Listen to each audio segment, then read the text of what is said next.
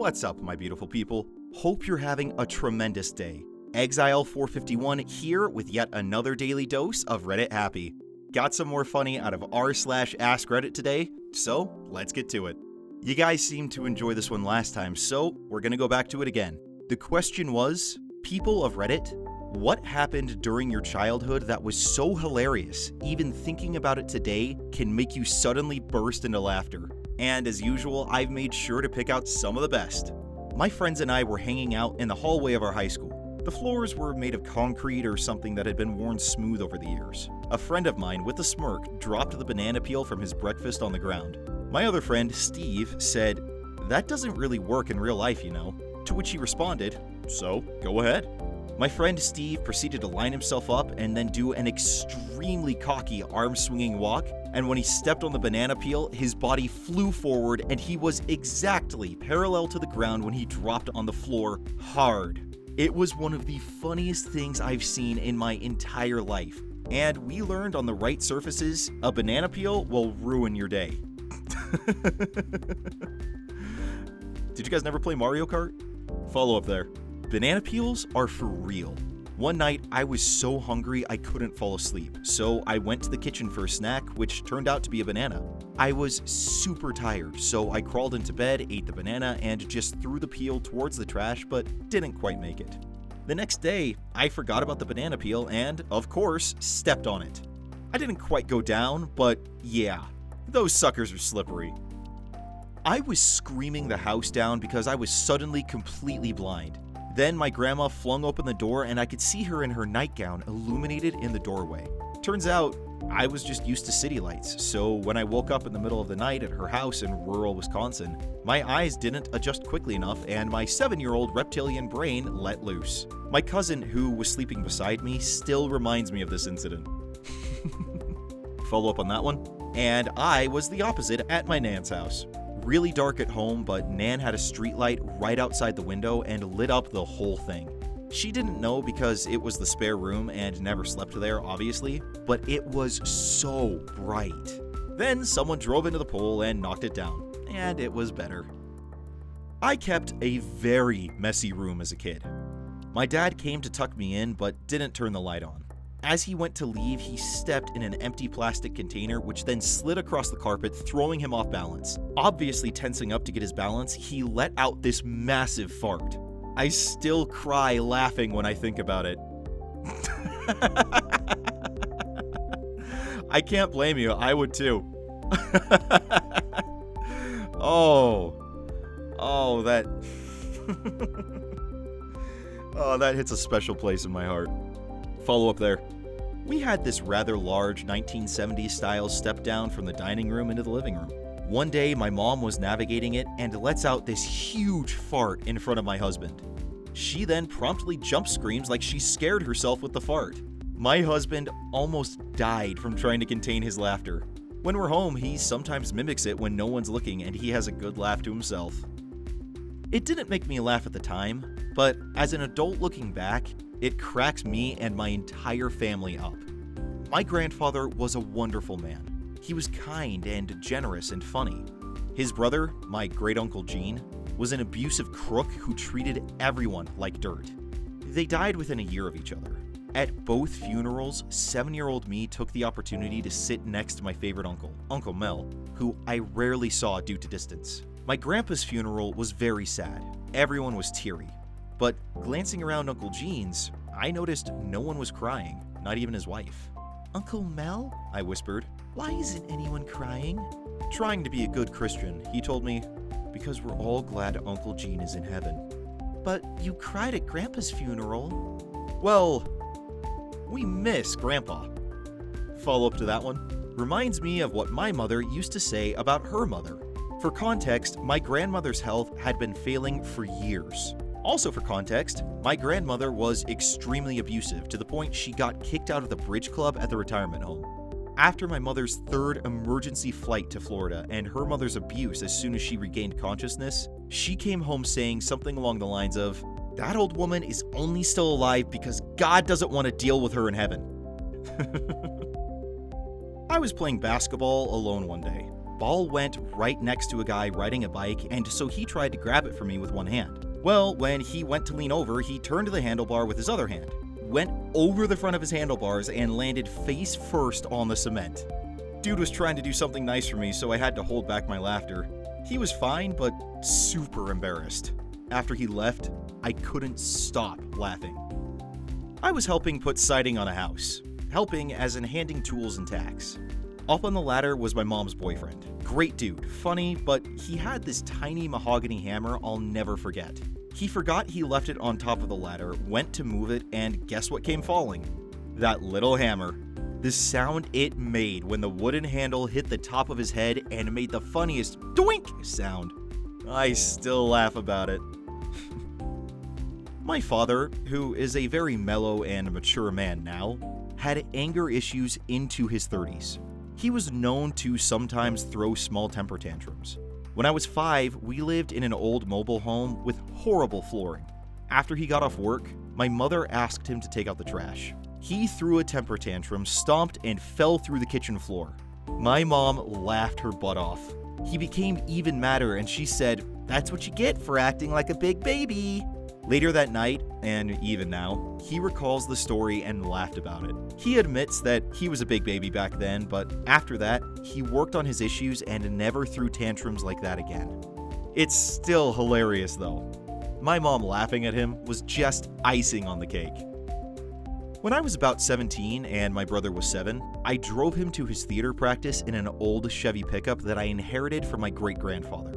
Prior to this trip, I had convinced my brother that a car seat rat named Pepe lived under the bench seat. I told him the story to discourage him from dropping toys and food on the floor of the truck.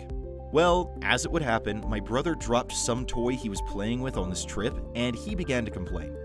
I told him to reach down anyway and get the toy, to which he promptly refused and claimed that Pepe would bite his fingers if he tried. I told him that Pepe would eat his toy unless he grabbed the toy before it was too late. My brother then slowly reached down under the truck's bench seat and began screaming louder than I had ever heard him scream before. I began to panic and said, What's wrong?" And that's when I caught a white blur in my periphery rushing towards my face, which immediately draped over the side of my head. I grabbed the object, and to my absolute horror, it was a used pair of my great-grandfather's boxers. I immediately began screaming and threw them back at my brother, who continued to scream. I demanded that my little brother put them back where he found them, and I never looked under that seat again. I later traded in that truck when I bought my next vehicle, with my great-grandfather's used underpants still hiding under the seat.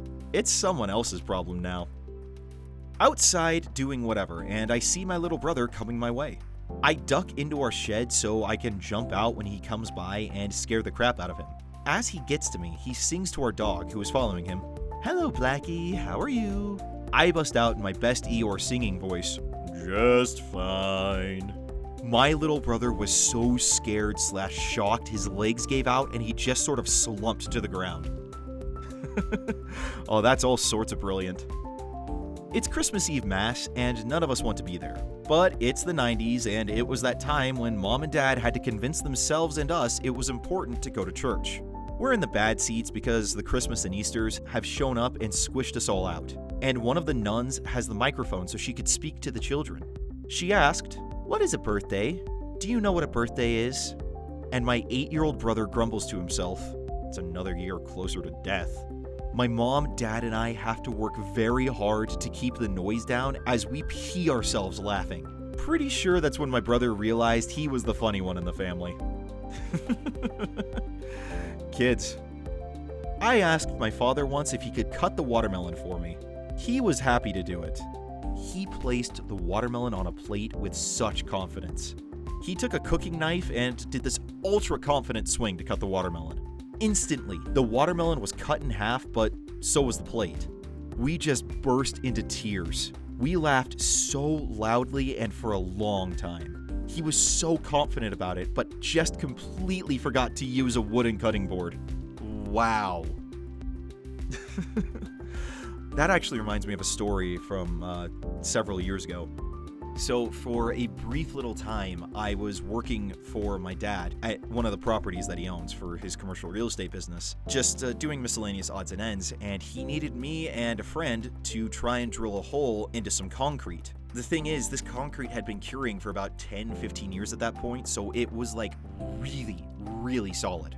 And the drill he gave us was, it was better than your standard drill, but it wasn't quite industrial strength. I'd say it's more like a heavy drill for like the consumer market.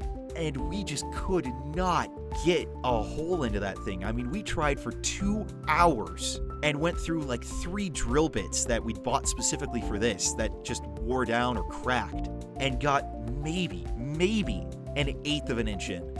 And so we finally admitted defeat and went to my dad and we're just like, can't do it. And he just looks at us and he's like, never send a boy to do a man's job. He takes the drill, marches over there, plugs it in. He's like, now watch your old man work. Gets in position, and then he can't do it. He spends the next half hour trying to accomplish what we'd failed to do in 2 hours.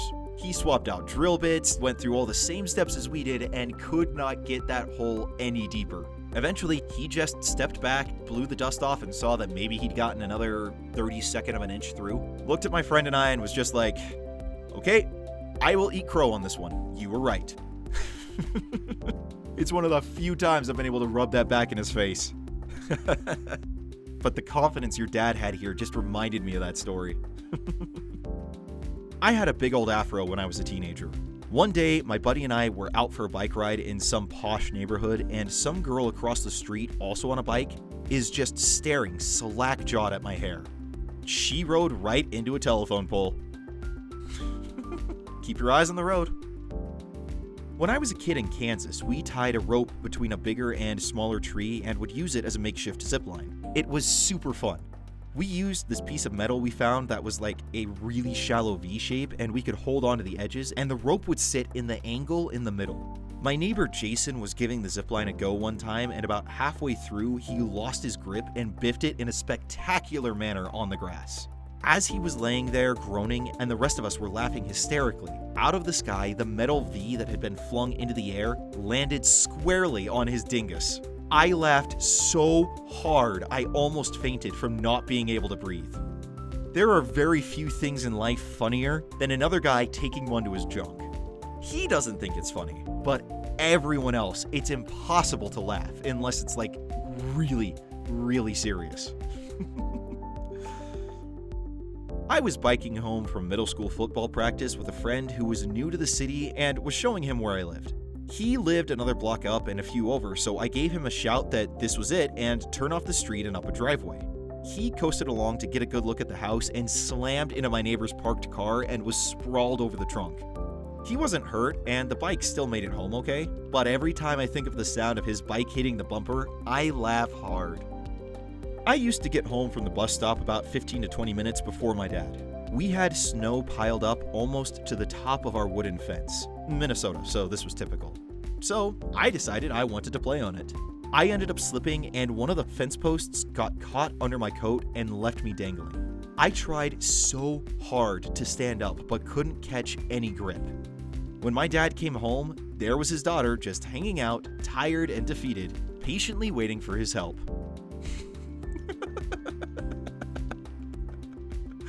Oh, I can just picture that. At least it was only 15 to 20 minutes though. It wasn't, several hours or anything. It's 2004. I'm 10 years old, my brother is 6, we're home alone, and I'm watching some boring thing on National Geographic. I decide to go to the corner store to buy bacon and eggs to make breakfast. I have a 15-minute discussion with my little brother telling him how he will not go outside when I'm gone under no circumstances. Not to answer the door, etc., but most importantly, to not go outside while I'm gone.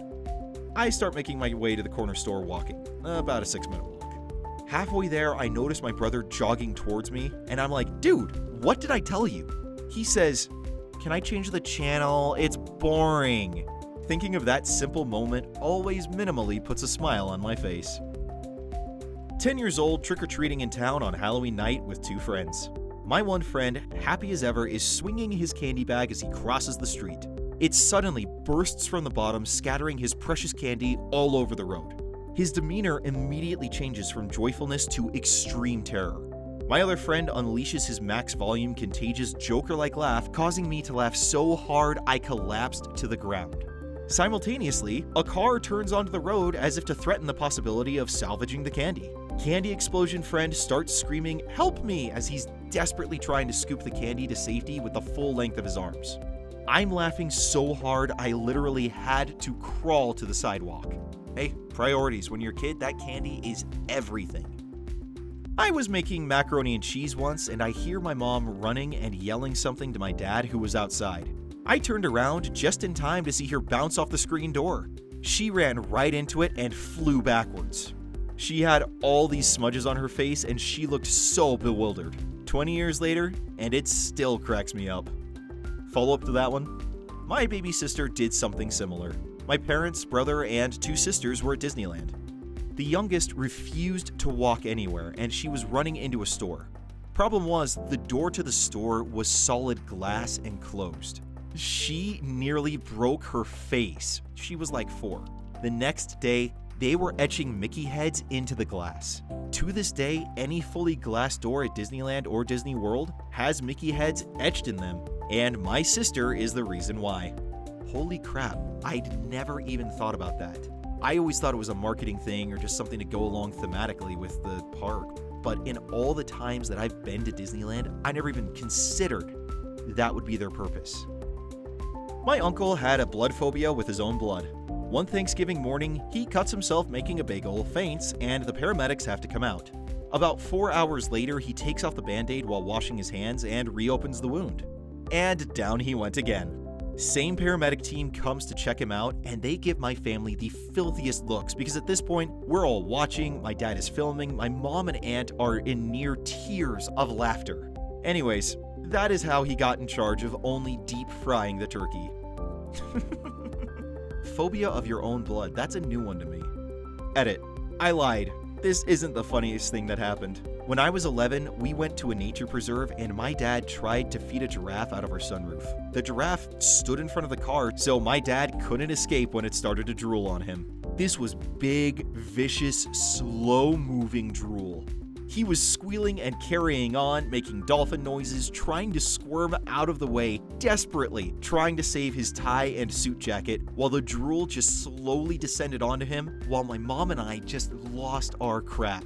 I cannot tell the story in person. I will still nearly start crying 20 years on, and no one believes it anyway.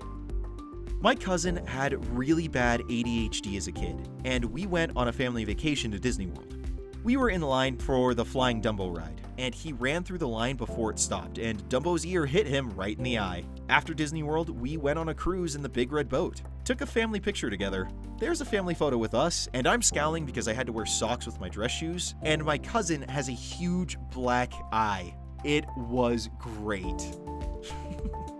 I know I did this topic before, and if I repeated any of these, I apologize. It's just been a while since I had done it, and I couldn't remember which ones I had and hadn't done because I have to periodically purge my saved list with Reddit, otherwise I can't load it, because that's a thing. That was r/AskReddit, and if you want more funny or uplifting AskReddit content, then go ahead and check out the playlist link in the description below. Now you guys go out there, have a great day. I will see you all tomorrow. Until then, I'm Exile451. Stay beautiful, people.